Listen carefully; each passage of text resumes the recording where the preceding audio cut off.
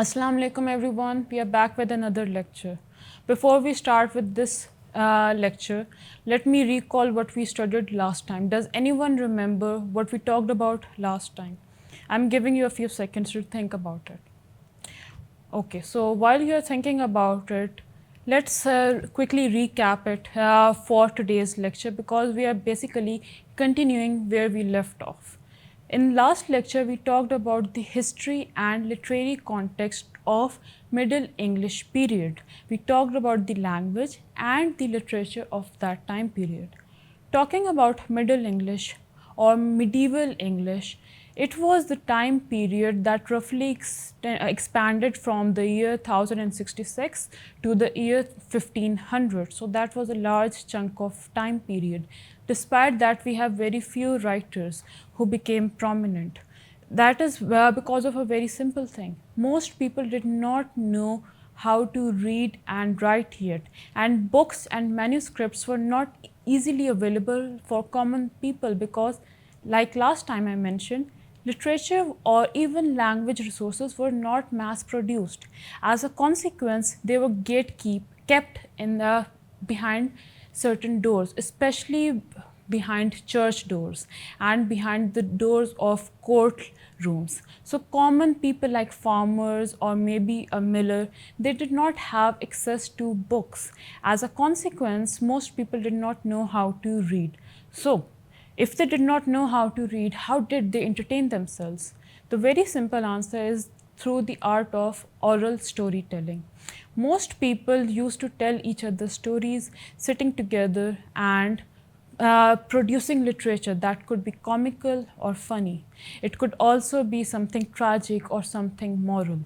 The purpose of storytelling has not changed over time, but it has evolved and developed through different renderings. Talking about the literature of that time period, some writers are known, while some writers have been lost to time because it has been centuries since that literature was produced. Many of the writers were lost to time. Some texts were burned, while some writers kept themselves anonymous. So we do not have name for many. When we talk about those writers that have a name, we will be discussing about them, and we will also be discussing about few works that are successful, that are prominent and have left an impact on popular culture today, but the writers are anonymous. So let's start with today's lecture, and I hope it will be as interesting for you guys as the last time, and you will be able to keep certain points in mind. So let me ask you a simple question as usual to warm up yourself before we come to the main gist of things. In Pakistani culture, we have a long tradition of storytelling. Think of kisse kahaniyan, the way elders told us stories of kings, jinn, or heroes when we were growing up. Villagers around the country, people sit together and tell each other stories, dastane, long epic tales of love, faith, and religion. For most of us, the art of storytelling was first introduced to us through an elder in the family, an aunt, a grandparent, an older cousin, or our own parents. Now, imagine a similar situation. You are on a long journey, traveling to a shrine with a group of strangers. What will you do to pass time when we do not have technology like a mobile phone? Maybe someone suggested to tell a story. One person will share a funny story, another will tell you a romantic story, while someone else will tell you a horrifying story. This is exactly the frame of mind we have to keep in mind when discussing about Geoffrey Chaucer and his most famous work, The Canterbury Tales. Geoffrey Chaucer is the one who created the foundations of Middle English. So what is the Canterbury Tale about? We will be discussing a little bit detail about that much later, but just imagine a bunch of people telling each other stories to entertain themselves. Just as we use storytelling to pass time and share our culture, medieval English people did the same. Canterbury Tales is just a way of recording that chunk of history. So today's lecture is about the voices of Middle English literature, the storytellers, the poets, and the mystic who turned English language into a vibrant medium of culture, just as Urdu became a powerful literary language for us. For the first topic, we are going to discuss about the man behind Middle English himself, Geoffrey Chaucer. He survived during the years 1343 to 1400. He is known as the father of English poetry, and for good reasons. Before him, the elite used French or Latin for serious literature. Chaucer changed that by writing in English, showing that English could carry wit, wisdom, and beauty. In the Canterbury Tales, Chaucer brings together more than 20 characters. There's a knight, there's a miller, a merchant, the wife of Bath, a very famous character, a pardoner, and even a humble ploughman, a simple farmer. Each tells a story reflecting their social class and personality. Chaucer doesn't just write poetry, he stages a social drama. Their stories range from deeply moral to downright immoral stories. And that's the genius. Chaucer captures the many Englishes of his time. For example, the most famous character is the knight. He is a brave soldier respected by everyone around him. He tells tales of romances and chivalry, his adventures. The miller, he is a rough man, a simple common man struggling financially and socially. He tells stories that have a comic twist to them. He tells the story of everyday man. And a very famous character of the Canterbury Tales is the wife of Bath. She is the most iconic character created by Chaucer because she speaks boldly about marriage, women, and power, something quite unusual for a female character in the Middle Ages, when they did not even have the right to speak. Chaucer's brilliance lies in his polyphony. What is polyphony? Polyphony is when you combine multiple voices together. Different perspectives and different social groups are matched. You have different ideologies, like a friend group. Maybe my ideas are different from my friend, and her ideas are different from another friend. But when we all discuss together, we come to a different idea. That is the purpose of polyphony, learning from the experiences and stories of others. Think of Urdu Mushaira tradition, where each poet brings a different style. One is serious, one is comic, and one is downright romantic. His stories were structured in the same way. Together, they create a living portrait of the society. Next famous writer of that time period was William Langland. He survived during the years 1332 to 1386. While Chaucer entertained, Langland questioned society. He criticized and made people contemplate their lives. His poem, Piers Plowman, is not funny at all. It's not light. It is an allegory filled with moral and religious visions. What is allegory? Allegory is basically stories that tell you something. They teach you about society on a larger scale. They can be stories about simple elves and kings, but on a deeper level, they make you question about society and the morality behind living in a group of people. The story basically, in the story, a narrator falls asleep and dreams of a tower symbolizing heaven and a dungeon that symbolizes hell. So you have the idea of heaven and hell. And you also have characters. They are basically caricatures. Caricatures are characters who are not three-dimensional. Their entire purpose is to act as figurehead for something. One character is Lady Holy Church. Like the name tells you, she is a religious character. She is the embodiment of church. Next character is Lady Mead. Lady Mead basically highlights bribery. And last, we have the character of truth. This sounds very funny in modern context, but the purpose of creating such characters was not to entertain you guys. It was to critique corruption in the church and society. It asked uncomfortable questions like, what is true faith? How corrupt is the church?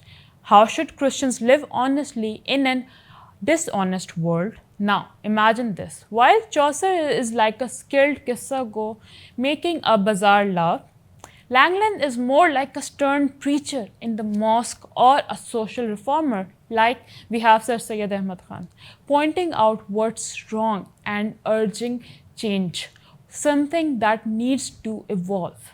It's less funny at a dinner party, but it's still necessary and urgent nonetheless.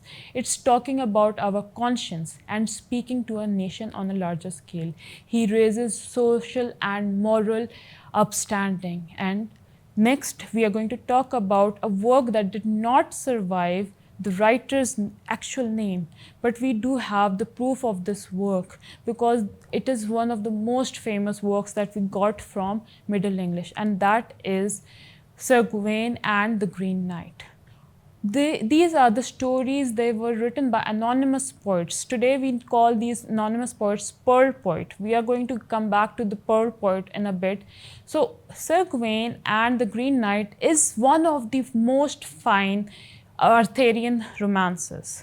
What is an Arthurian romance? It is a story filled with mystery and adventure. For those of you who are not familiar with Arthurian legends, they are the backbone of English society as we know today. They were a collection of stories and myths about King Arthur, a legendary British ruler. Some people say he was real, others argue that he is a fictional character. The stories revolve around his adventures, his knights, and his fictional town or land of Camelot. He discusses the stories of bravery and Middle English themes and French romances. It combines history, folklore, and fiction. So you have stories of brave people, you also have stories of dragons. Arthurian legends explore themes of heroism, loyalty, and betrayal. They also make you question the quest for truth. Why is truth so necessary? And the rise and fall of kingdoms, which is why they still remain popular in modern literature today. You have movies like The Merlin, The Green Knight, and many others to tell you that story. Coming back to Sir Gawain and the Green Knight, the story we have to mention today. This story is as followed. One New Year Eve, a mysterious giant Green Knight comes to King Arthur's court. He challenges any knight to strike him with an axe, but on one condition: the knight must allow Green Knight to return the blow a year later. Sir Gawain was the only one courageous who accepted the challenge, and he cuts off the knight's head. But the Green Knight was an immortal being. He survives, he picks up his head and begins laughing, and he reminds Gawain about the bargain. What follows is Sir Gawain's struggle to keep his promise. On his conquest, he faces temptations, tests of honesty, and moral challenges. In the end, he is not perfect. He is a human. He lies to save himself, but the poem forgives him because as humans, we are bound to make mistakes. So this story is important. It showcases how medieval literature often portrayed humans not as flawless heroes, unlike Beowulf, but as fallible, struggling individuals. It is similar to our Qisse and Kahaniya, where even heroes like Amir Hamza or Rustam sometimes fails their tests and learns their moral lessons. What I love about this text is how human it makes the hero. Gawain is noble, but also weak, fragile. He lies to save himself. He fails the chivalric code, yet the poem forgives him. It feels very modern in its awareness of human imperfections. The story has been retold and readapted many times in popular culture. Now let's talk about a female writer, Julian of Norway. Not all Middle English voices were male or worldly. Some were deeply spiritual. Julian of Norwich was the anchoress, a woman who chose to live in seclusion for religious contemplation. She wrote Revelations of Divine Love, the first book in English known to be written by a woman. Her writing is remarkable because she emphasizes God's love instead of God's wrath. In a time when the people were plagued by war, people were fearful of death, Julian wrote, "All shall be well, and all shall be well, and all manner of things shall be well." So everything will be happy in the end. To a Pakistani writer, this might sound like the concept of Sufi poetry. Think of Bulleh Shah, who stresses divine love, tolerance, and inner peace rather than fear of punishment. Julian's writing reminds us that literature is not only about entertainment or criticism, but also about spiritual comfort. Now, lastly, let's come back to the Pearl poet I mentioned previously. The Pearl poets were an anonymous group of poets. We do not have a single name for them.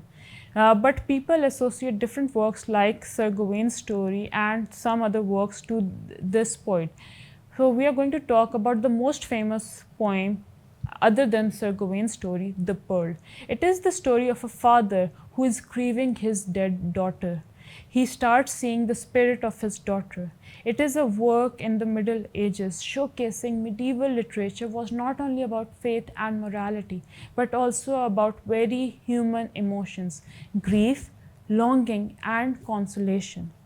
In Pearl, a grieving father dreams of his dead daughter, who appears to him as a radiant figure in paradise.